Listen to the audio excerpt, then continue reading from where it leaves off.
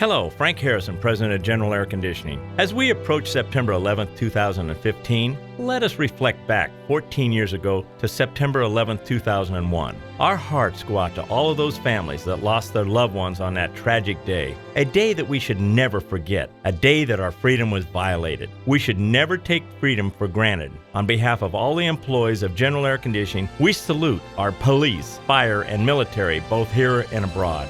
God bless America.